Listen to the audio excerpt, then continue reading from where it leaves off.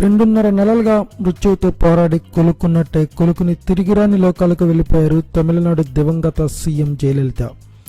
అమ్మ కోలుకుని తిరిగి సీఎంగా మళ్ళీ యాక్టివ్ అవుతారని ఆశించిన వారికి అత్యాశ ఎదురైంది. ఇదిలా ఉంటే జయలలిత పార్థివ మృతదేహాన్ని ఎంజీఆర్ సమాధి పక్కనే మద్రాస్ మెరీనా బీచ్లో పూడ్చారు.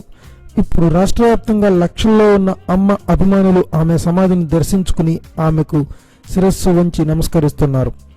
అయితే ఈ క్రమంలోనే అమ్మ సమాధి నుంచి పలు శబ్దాలు రావడంతో వారంతా షాక్ అవుతున్నారు.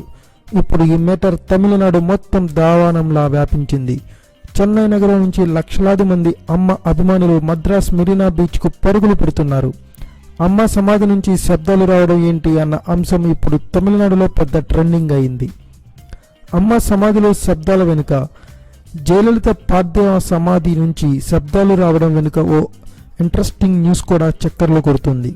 సమాధిలో ఆమెకు ఎంతో ఇష్టమైన వాచ్ను కూడా ఆమెతో పాటు పూర్తి చేశారు. ఇప్పుడు ఆ వాచ్ నుంచే టిక్ టిక్ మనే శబ్దాలు వస్తున్నాయని అంటున్నారు. గతంలో అమ్మ గురువు ఎంజీఆర్ చనిపోయినప్పుడు కూడా ఆయనతో పాటు ఆయనకు ఇష్టమైన వాచ్ను పూర్తి చేశారు. ఇప్పుడు కూడా ఎంజీఆర్ సమాధి నుంచి